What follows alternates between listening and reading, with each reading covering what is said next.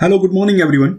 मध्य प्रदेश की top 20 GK series में हम बात करेंगे मध्य प्रदेश में कृषि के भाग 2 के बारे में। इससे पहले पार्ट 1 हमने बनाया था जिसमें हमने 20 प्रश्न जो है डिस्कस किए थे। इस वीडियो में हम कुछ अलग प्रकार के जो प्रश्न हैं जो एग्जाम में फ्रिक्वेंटली पूछे जाते हैं उनके बारे में डिस्कस करेंगे और ये पार्ट जो है ये होगा 15। गाइज अगर आप टेस्ट सीरीज लेना चाहते हैं तो ये सारी टेस्ट सीरीज अवेलेबल हैं, डिस्क्रिप्शन में लिंक मिल जाएगा या फिर आप इस व्हाट्सएप नंबर पे कांटेक्ट कर सकते हैं। ये ई बुक्स हैं जिसमें आप 2018 से 2020 तक का पूरा जो करंट अफेयर है आपका वो कंप्लीट हो जाएगा। मार्च 2020 तक का करंट अफेयर अवेलेबल है। चलिए पहले नंबर पे हम देखिए, एक चीज़ आप लोग वीडियो को लाइक बहुत कम करते हैं, शेयर बिल्कुल भी नहीं करते हैं, कमेंट भी बहुत कम करते हैं। वीडियो को ज़्यादा से ज़्यादा शेयर करें, वीडियो को ज़्यादा से ज़्यादा लाइक करें, ठीक है। हमें भी मोटिवेशन मिलता है, तभी हम आपको पढ़ा पाएंगे। देखिए सबसे पहले हम बात करते हैं मध्य प्रदेश में सर्वाधिक फसल उत्पादन के बारे में। मध्य प्रदेश में अगर हम सर्वाधिक फसल उत्पादन के बारे में बात करते हैं तो ये मैप बनाया हुआ है मैंने। देखिए यहाँ पे सर्वाधिक सरसों का जो उत्पादन है वो मध्य प्रदेश के मुरैना जिले में होता है। दूसरे नंबर पे इसमें आता है भिंड का नंबर, ठीक है। अगर बात करते हैं सर्वाधिक चना उत्पादन की तो ये मध्य प्रदेश के विदिशा जिले में होता है। सर्वाधिक सोयाबीन उत्पादन जो है लेटेस्ट डेटा के हिसाब से धार जिले में होता है। होशंगाबाद जिले में सर्वाधिक गेहूं का उत्पादन होता है। मक्का जो है वो आपका सर्वाधिक मक्का का उत्पादन मध्य प्रदेश के छिंदवाड़ा जिले में होता है। इसके साथ साथ सर्वाधिक धान का जो उत्पादन है वो मध्य प्रदेश के बालाघाट जिले में किया जाता है। सर्वाधिक दाल यानी कि अरहर का जो उत्पादन है वो मध्य प्रदेश के नरसिंहपुर जिले में होता है, ठीक है। तो इतने मेन जो पॉइंट्स हैं जो फ्रिक्वेंटली एग्जाम में ये पूछते हैं आपसे कि कौन सा जिला किसके लिए फेमस है, ठीक है। तो वो ये सारे जिले आपके इस मैप में आपको समझ में आ गए होंगे। आगे हम बात करते हैं देश में जैविक खेती को प्रोत्साहित करने वाला पहला राज्य कौन सा है। चलिए वीडियो को इस क्वेश्चन को डिस्कस करने से पहले एक प्रश्न मैं आपसे पूछता हूं कि भारत का पहला ऑर्गेनिक स्टेट कौन सा है। ऑर्गेनिक स्टेट यानी कि जैविक, ऑर्गेनिक फार्मिंग मतलब होती है आपकी जैविक खेती, ठीक है। तो पहला ऐसा कौन सा राज्य जो है जो ऑर्गेनिक स्टेट का बना है, तो कमेंट करके बताएं। ज़्यादातर सब लोग कमेंट करके बताएं इसको। देखिए यहाँ पे अगर हम बात करते हैं तो देश में जैविक खेती को प्रोत्साहित करने वाला पहला जो राज्य है वो है मध्य प्रदेश, ठीक है। यहाँ पे मैं आपको बता दूं कि करीब 2018 के अगर हम डेटा की बात करते हैं तो ये लेटेस्ट डेटा यही है 1.48 लाख, ठीक है। 1.48 लाख हेक्टेयर क्षेत्र में ऑर्गेनिक खेती मध्य प्रदेश में करी जा रही है, ठीक है। एक और चीज़, देश में जैविक खेती को बढ़ावा देने के लिए, प्रोत्साहित करने के लिए मध्य प्रदेश ने सबसे पहले 2001-2002 के आसपास एक जैविक खेती का आंदोलन चलाया था जिसमें प्रत्येक जिले के प्रत्येक विकास खंड के एक गांव में, ठीक है, एक गांव में जैविक खेती प्रारंभ करी गई थी और उस गांव को नाम दिया गया था जैविक ग्राम, ठीक है। और जैविक ग्राम या जैविक गांव इस प्रकार से नाम दिया गया था। और इस प्रकार से प्रथम वर्ष में कुल 313 यानी विकास खंड टोटल कितने हैं मध्य प्रदेश में, 313 हैं। तो 313 गांवों में जैविक खेती की शुरुआत जो है वो मध्य प्रदेश में करी गई थी। तो अग्रणी राज्य जो है वो जैविक खेती के मामले में वो कौन सा है, वो है आपका मध्य प्रदेश। एक और चीज़ मैं आपको यहाँ पे बता दूं कि ऑर्गेनिक फार्मिंग जो होती है तो फादर ऑफ ऑर्गेनिक फार्मिंग किसको कहा जाता है, ठीक है। फादर ऑफ ऑर्गेनिक फार्मिंग ये है सर अल्बर्ट होवार्ड, ठीक है। इनको फादर ऑफ ऑर्गेनिक फार्मिंग कहा जाता है। अगला प्रश्न है शहद उत्पादन के लिए प्रसिद्ध जिला है। तो देखिए मध्य प्रदेश का जो मुरैना जिला है यहाँ शहद सबसे ज़्यादा मात्रा में उत्पादित किया जाता है, मतलब प्रोड्यूस किया जाता है। इसके अलावा मुरैना का जो शहद है, मुरैना का जो गुलाब जल है, ठीक है, गुड़ है मुरैना का। तो ये जो जैविक उत्पाद हैं मुरैना जिले के, इनको अंतर्राष्ट्रीय कृषि उद्यान की एक्सपो एक हुआ था 2016 में, ठीक है। उसमें मुरैना जिले को प्रथम पुरस्कार दिया गया था। और ये जो प्रश्न है ये 2017 में पूछा गया था, यानी कि एक करंट अफेयर का प्रश्न उतने समय पे आपका बनता है। मध्य प्रदेश से जीआई टैग पाने के लिए निम्नलिखित में से कौन सा चावल विचाराधीन है? हालांकि अभी तक मिल नहीं पाया है, लेकिन ये विचाराधीन है। जेल प्रहरी का जो एग्जाम हुआ था 2017 में, ठीक है, उसमें ये प्रश्न पूछा गया था। तो ये बासमती चावल है जो विचाराधीन है, जिसको जियोग्राफिकल इंडिकेशन यानी कि जीआई टैग दिया जाने का मतलब चल रहा था, लेकिन अभी तक हालांकि दिया नहीं गया है। अच्छा, एक चीज़ और कमेंट करके बताइए कि बौद्धिक संपदा अपीलीय बोर्ड जो है, इसका ऑफिस भारत में कहाँ पर है? ठीक है, चलिए मैं आपको ऑप्शन देता हूँ। पहला ऑप्शन है आपका दिल्ली, दूसरा ऑप्शन है आपका चेन्नई, तीसरा ऑप्शन है आपका कोलकाता, ठीक है, और चौथा ऑप्शन है आपका हैदराबाद। ठीक है, एक कमेंट करके आपको सही बताना है। ठीक है, तो ये जो है, तो इसमें एक्चुअल में क्या था कि जो मध्य प्रदेश है आपका, और आपका जो उड़ीसा है, और आपका राजस्थान है, ये 3 राज्य थे जिनके बासमती चावल की जो खेती यहाँ पर सबसे ज़्यादा की जाती है। ठीक है, तो इन क्षेत्रों को शामिल करने का जो विचार था वो रखा गया था। हालांकि फिर जीआई टैग अभी मिल नहीं पाया है।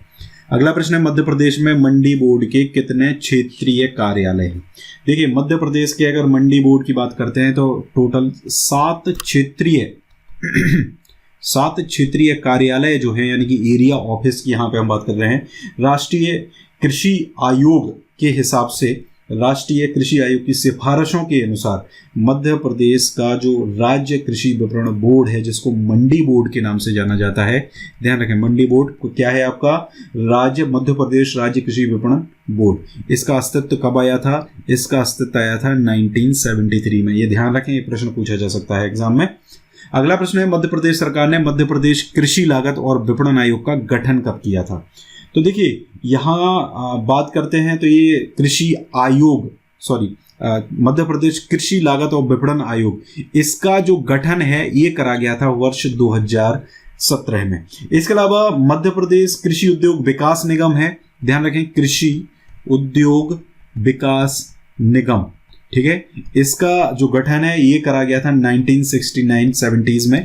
ठीक है, और इसका जो हेड ऑफिस है ये है मध्य प्रदेश की राजधानी भोपाल में। ठीक है, और एक और चीज आप जान लो, लघु कृषक विकास अधिकरण, ठीक है, इसका गठन कब किया गया था? तो इसका जो गठन है ये करा गया था 1971 में। ठीक है, इसके साथ साथ एक और चीज जान लो, राज्य बीज विकास निगम, ये कहाँ पर है? इसका जो कार्यालय ये भी मध्य प्रदेश की राजधानी भोपाल में है। ठीक है, और इसका जो गठन है कब करा गया था? ये करा गया था 1980 में। तो ध्यान रखें, 1969-70s, फिर 71 लघु कृषक विकास अधिकरण, उसके बाद बीज विकास निगम 1980 में। ठीक है, तो प्रमुख कार्यालय हैं, ये भी पता होना चाहिए आपको। अगला प्रश्न है, मध्य प्रदेश के निम्नलिखित जिलों में कौन मिर्च का सबसे बड़ा उत्पादक है? देखिए, मिर्च की अगर बात करते हैं तो मध्य प्रदेश का जो खरगोन जिला है, निमाड़ की मिर्च कही जाती है, निमाड़ की मिर्च, तो मध्य प्रदेश का खरगोन जिला जो है ये मिर्च मध्य प्रदेश का सबसे बड़ा मिर्च उत्पादक जिला है। ठीक है, और यहाँ पे जो बढ़वा ब्लॉक आता है, ठीक है, बढ़वा ब्लॉक जो आता है, बढ़वा ब्लॉक में एक गांव है बेड़िया, ध्यान रखें, कौन सा गांव है? बेड़िया है। यहाँ पर एशिया की एक बहुत प्रसिद्ध मंडी है। ठीक है, ध्यान रखें, एशिया में इसलिए बात कर रहे हैं क्योंकि एशिया की दूसरे नंबर की मंडी जो है ये होगी। इसके साथ साथ अगर हम बात करते हैं तो आंध्र प्रदेश का जो गुंटूर है, ठीक है, आंध्र प्रदेश का जो गुंटूर है, गुंटूर में मतलब पहली नंबर की जो मिर्च की जो मंडी है वो यहाँ पर है। ठीक है, तो ये भी ध्यान रखें। कई बार किसी बुक में उल्टा भी लिखा रहता है कि पहली नंबर की जो है वो आपकी ये बेड़िया की है, तो उसमें पहला वैसे ये है आपका गुंटूर है, दूसरा जो है आपका वो है आपका बेड़िया, बढ़वा ब्लॉक में आता है। और निमाड़ की मिर्च जो आपको पता है, अभी हाल ही में मिर्च महोत्सव का आयोजन अभी किया गया था। मिर्च महोत्सव, चलिए कमेंट करके बताएं, मिर्च महोत्सव का आयोजन अभी हाल ही में कब किया गया था, किस महीने में किया गया था? अगला प्रश्न है, मध्य प्रदेश में निम्नलिखित में से किस जिले में उर्वरक परीक्षण प्रयोगशाला नहीं है? देखिए, उर्वरक परीक्षण प्रयोगशाला, यानी कि जहां पर उर्वरक का परीक्षण किया जाता है। ठीक है, तो ये भिंड है जहां पर नहीं है। 4 टोटल प्रयोगशालाएं हैं, जिनमें से एक जबलपुर में, एक भोपाल में है, एक इंदौर में है, इसके अलावा एक और जो है वो आपका ग्वालियर में है। इसके अलावा उर्वरक जो होता है, इनका परीक्षण करने के लिए उर्वरक के जो नमूने होते हैं उनको जो केंद्रीय उर्वरक गुण नियंत्रण प्रयोगशाला है, कहाँ पर है, ये है आपकी फरीदाबाद में। ठीक है, ये केंद्रीय स्तर की प्रयोगशाला है, तो वहाँ पर भी और अन्य प्रदेश हैं, अन्य प्रदेशों की जो क्षेत्रीय प्रयोगशालाएं हैं वहाँ पर भी ये नमूने भेजे जाते हैं परीक्षण के लिए। अगला प्रश्न है, मध्य प्रदेश में किसान मित्र का प्राथमिक कार्य क्या है? देखिए, किसान मित्र जो है, ये किसान मित्र या कृषक मित्र इनको कहा जाता है। तो इनका मतलब ग्रामीण स्तर पर कृषक और प्रसार तंत्र के बीच में एक जीवंत संबंध स्थापित करने की दृष्टि से कृषक मित्र प्रशिक्षण कार्यक्रम मध्य प्रदेश में लागू किया गया था। और किसान मित्र का जो प्राथमिक कार्य है वो है शासकीय योजनाओं के बारे में जानकारी प्रसारित करना, मतलब इनकी जानकारी को आगे बढ़ाना, इनकी जानकारी को किसानों तक पहुंचाना। ठीक है, ये ध्यान रखें, इंपॉर्टेंट क्वेश्चन है आपका। अगला प्रश्न है, मध्य प्रदेश में एग्रीकल्चरल होल्डिंग्स एक्ट पर उच्चतम सीमा को डैश में अधिनियमित किया गया था। होल्डिंग्स एक्ट मतलब होता है कृषि जोत, मध्य प्रदेश कृषि जोत सीमा अधिनियम, ये अधिनियमित किया गया था 1960 में। किसी भी किताबों में इस प्रकार के जो प्रश्न हैं वो नहीं मिलते हैं। ये प्रश्न जो है ये पटवारी के एग्जाम में पूछा गया था। ठीक है, पटवारी 2017 में ये प्रश्न पूछा गया था। ठीक है, तो ध्यान रखें। अच्छा, इस अधिनियम के हिसाब से क्या होता है, इस अधिनियम के हिसाब से भूमि सुधार से संबंधित अधिनियम है, ध्यान रखें, और एग्रीकल्चर की जो भूमि है उससे संबंधित है एक्चुअल में। तो इसमें एक व्यक्ति जो है वो मैक्सिमम 30 एकड़ तक की जो भूमि है उसको रख सकता है, लेकिन उसका परिवार अगर है तो वो परिवार के नाम पर टोटल जो है वो 54 एकड़ की भूमि जो है इसके अंदर रख सकता है। ठीक है, तो ये ध्यान रखिए। अगला प्रश्न है, डैश को मुख्यमंत्री की अध्यक्षता में किया जाएगा और इसमें कृषि, बागवानी, पशुपालन और डेयरी, SC ST कल्याण, वन आदि के मंत्री शामिल हैं। देखिए, तो ये है आपकी कृषि कैबिनेट वर्ष 2016 में, ठीक है, सॉरी वर्ष 2011 में, ध्यान रखें, वर्ष 2011 में एक कृषि कैबिनेट बनाई गई थी जिसके अध्यक्ष मध्य प्रदेश के मुख्यमंत्री होते हैं। इसके अलावा कृषि, बागवानी, पशुपालन, डेयरी, SC ST कल्याण, वन मंत्री ये जो हैं इस कैबिनेट में ये शामिल होते हैं। ठीक है, तो ये कृषि कैबिनेट है, वर्ष 2011 में इसको बनाया गया था। मध्य प्रदेश में बैल वाले किसानों को बैलगाड़ी खरीदने के लिए ₹100 का अनुदान मिलता है। देखिए, गौवंश को संरक्षित रखने की दृष्टि से किसानों को बैलगाड़ी पर अनुदान देने के लिए ये योजना जो है मध्य प्रदेश सरकार के द्वारा लाई गई थी। ये योजना लाई गई थी 2007-2008 में, ध्यान रखिए, कब, 2007-2008 में योजना लाई गई थी। और बैलगाड़ी खरीदने के लिए वित्तीय सहायता प्रदान करने के लिए योजना लाई गई थी। ठीक है, और इस योजना के तहत 50% राशि, जो बैल की राशि है वो 50% राशि या फिर कुल 5,000 रुपये, ठीक है, जो भी मिनिमम हो वो इसमें दिया जाता है। तो ये 5,000 इसका सही आंसर हो जाएगा। फॉर्म टू फॉक, ठीक है, farm to fork, farm to fork जो है मध्य प्रदेश की किस नीति का दृष्टिकोण है? तो ये जो है आपका मध्य प्रदेश की राज्य जैविक खेती नीति का एक दृष्टिकोण है। 2011 में जैविक खेती नीति जो है वो मध्य प्रदेश में आई थी। ध्यान रखें, जैविक खेती का नीति जो है वो कब आई थी? वर्ष 2011 में आई थी। ठीक है, और फॉर्म टू फॉक जो है उसी का एक दृष्टिकोण है। और आपको मैं पहले बता ही चुका हूँ, मध्य प्रदेश जैविक खेती को बढ़ावा देने वाला, प्रोत्साहित करने वाला देश का अग्रणी राज्य है। अगला प्रश्न है, मध्य प्रदेश ट्रैक्टर द्वारा खेती प्रभारों की वसूली अधिनियम को डैश में राज्यपाल की सहमति मिली। तो ट्रैक्टर द्वारा खेती अधिनियम को ये जो राज्यपाल की सहमति है ये मिली थी 1973 में।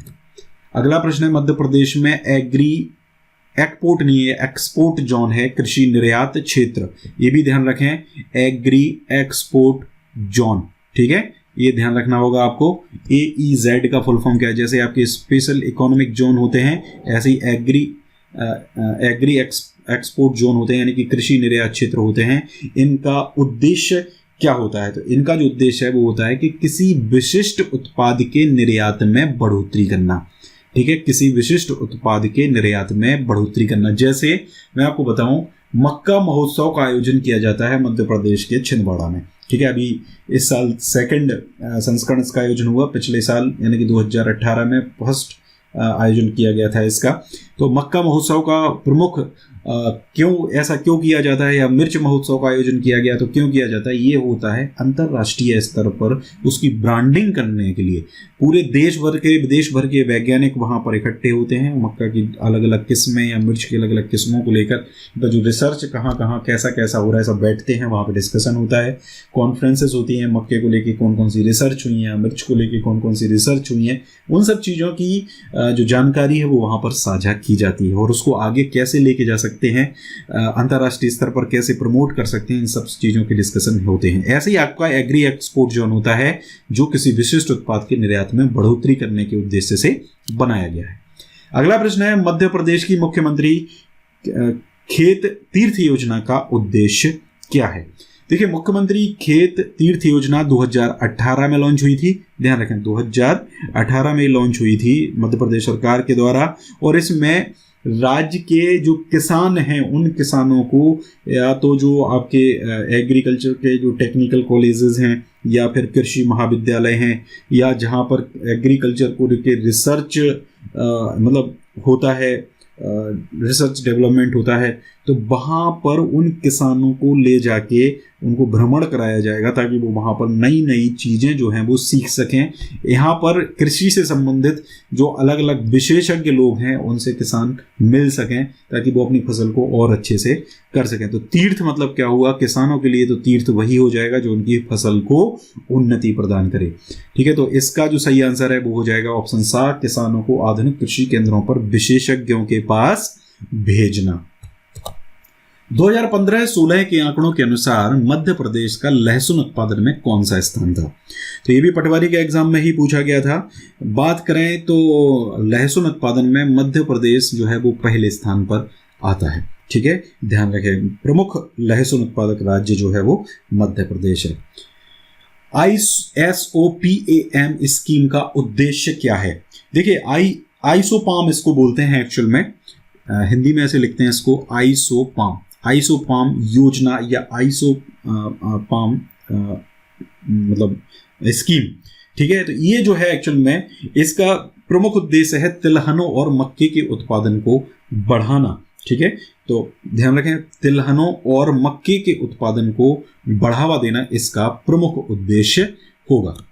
अगला प्रश्न है, मध्य प्रदेश शासन ने 2014 में किसानों के राज्य के स्वामित्व वाली सहकारी बैंकों के माध्यम से अल्पकालिक ऋण का ब्याज किस दर पर दिया था? तो किसानों के राज्य के स्वामित्व वाली सहकारी बैंकों के माध्यम से जो अल्पकालिक ऋण का जो ब्याज है वो था 0%। ठीक है, ध्यान रखें, ये भी पटवारी में पूछा गया था। बहुत सारे ऐसे प्रश्न पटवारी में पूछे गए थे जो किताबों में नहीं मिलते थे, लोग बड़े कंफ्यूज होते थे कि कहाँ से प्रश्न आए हैं।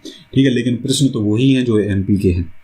अगला प्रश्न है, मध्य प्रदेश के निम्नलिखित में से किस जिले में कृषि पर निर्भर कामगारों का उच्चतम प्रतिशत है? देखिए, यहाँ पर बात करते हैं कृषि पर निर्भर कामगारों का उच्चतम प्रतिशत, तो ये मध्य प्रदेश का जो अलीराजपुर है उसका आता है। और ये जो मध्य प्रदेश की जनगणना है, ठीक है, वैसे तो जनगणना का क्वेश्चन है, लेकिन चूंकि एग्रीकल्चर से रिलेटेड है इसलिए मैंने इसको यहाँ पे इंक्लूड किया था। तो मध्य प्रदेश का जो अलीराजपुर है, वहाँ पर जो खेतीहर मजदूर हैं उनका प्रतिशत है 38.06%। ठीक है, मतलब 38.06% जो मजदूर हैं वो कृषि की मजदूरी पर यानी कि कृषि पर पूरे तरीके से निर्भर हैं। ठीक है, तो इसका जो सही आंसर है वो हो जाएगा आपका अलीराजपुर।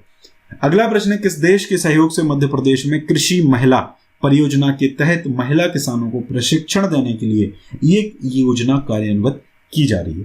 देखिए, ये हालांकि 1994 में जब आपका मध्य प्रदेश कृषि में महिलाओं की भागीदारी परियोजना का जो प्रथम चरण आया था, कब? 1994 में।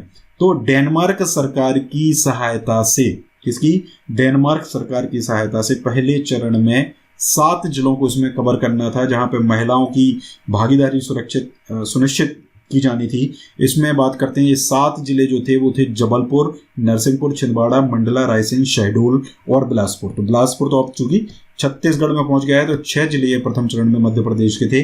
दूसरा चरण जो था इसका, उसमें आपके कटनी था, उमरिया था, आपका डिंडोरी, सिवनी, सतना, अनूपपुर, बालाघाट जिले, ये जिले जो है अगले 7 जिले इसमें शामिल करे गए थे। ठीक है, ये जो परियोजना है दिसंबर 2005 तक तो चली थी। ठीक है, प्रभावशील रही थी, लेकिन बाद में ये परियोजना फिर बंद हो गई थी। बाद में एक और परियोजना आई थी जो 11वीं पंचवर्षीय योजना जो आई थी, उसके अंतर्गत 2007-2008 में कृषि में महिलाओं की भागीदारी मापवा करके एक योजना लागू मध्य प्रदेश में करी गई थी। तो ये ध्यान रखें, महिला किसानों की प्रशिक्षण देने के लिए, महिला किसानों की भागीदारी सुनिश्चित करने के लिए अभी हाल में कौन सी योजना है? मापवा योजना मध्य प्रदेश में चल रही है। अगला प्रश्न है, पिछले दशक में मध्य प्रदेश में कृषि उत्पादन में वृद्धि के लिए निम्नलिखित में से कौन सा कारण नहीं है? देखिए, पिछला दशक बात करते हैं तो देखिए बड़ा मतलब आसान सा प्रश्न है, ये भी पटवारी में ही पूछा गया था। सिंचाई का व्यापक प्रसार, आप क्वेश्चन को देख के समझ सकते हो। तो देखिए, सिंचाई परियोजनाएं, बहुत सारी सिंचाई परियोजनाएं मध्य प्रदेश में अब आ चुकी हैं। ठीक है, जगह जगह पर डैम बना दिए गए हैं, जहाँ पर रिवर्स हैं वहाँ पर डैम बना दिए गए हैं, जहाँ रिवर्स नहीं है तो वहाँ पर नहरों के द्वारा सिंचाई हो रही है या फिर नलकूपों के द्वारा सिंचाई, मतलब सिंचाई क्षमता का व्यापक प्रसार किया गया है। वर्षा में अत्यधिक वृद्धि, यही इसका ऑप्शन है। ये कारण नहीं हो सकता क्योंकि वर्षा में जो वृद्धि है वो तो बिल्कुल भी नहीं हुई है। हर बार का जो आर्थिक सर्वेक्षण आता है, आर्थिक सर्वेक्षण के हिसाब से वर्षा जो है वो भी कम ही हो रही है। इसके अलावा बिजली आपूर्ति में बढ़ोतरी, जब से हम छत्तीसगढ़ से अलग हुए थे, छत्तीसगढ़ से अलग होने के बाद बिजली आपूर्ति जो है वो बिल्कुल खत्म हो गई थी। दिग्विजय सिंह की जो सरकार थी, कांग्रेस की जो सरकार थी, वो केवल इसी चीज के लिए बदनाम थी, लेकिन लोग उसका मेन रीजन नहीं समझते थे क्योंकि एमपी के पास बिजली थी ही नहीं। ठीक है, जब जनरेट ही नहीं होगी तो दूसरों से खरीदनी पड़ेगी, तो कटौती भी ज्यादा होगी। आज की डेट में शिवराज सरकार है, तो शिवराज सरकार में बहुत sufficient amount of electricity generate की जा रही है, और इवन एमपी में तो ये पूरी हो ही रही है। इसके साथ साथ दूसरी देशों को, जैसे फॉर एग्जांपल आपको पता है कि जो रीवा का सोलर प्लांट है आपका, ठीक है, ultra mega solar power plant, ठीक है, तो ये दिल्ली का जो मेट्रो है, डीएमआरसी है, उसको बिजली की आपूर्ति कर रहा है। ऐसे ऐसे और भी जगह मतलब बिजली की आपूर्ति जो है वो करी जा रही है। ठीक है, चौथा ऑप्शन है गांव को जोड़ने वाली सड़कों का विकास। तो ये बिल्कुल सही है, प्रधानमंत्री ग्राम सड़क योजना जो है वो आई थी, तो योजना इससे गांव की जो सड़कें हैं उनको मेन सड़कों से जोड़ा गया है। मतलब रोड का जो स्ट्रक्चर है वो पूरे मध्य प्रदेश में आज मिल जाता है। लेकिन आज से अगर हम 15 साल पहले की बात करते हैं तो मध्य प्रदेश में बड़े बड़े शहर भी ऐसे थे जहां पे अच्छी रोडें नहीं हुआ करती थी। तो ये सारी चीजें हैं, केवल एक ऑप्शन ऐसा हमें लग रहा है, वर्षा में अत्यधिक वृद्धि, तो ये गलत ऑप्शन है, मतलब ये कारण इसका नहीं हो सकता है। तो गाइस, ये पूरा था हमारा वीडियो अगर अच्छा लगा है लाइक करें, वीडियो को ज़्यादा से ज़्यादा शेयर करें, कमेंट करें। Thank you very much.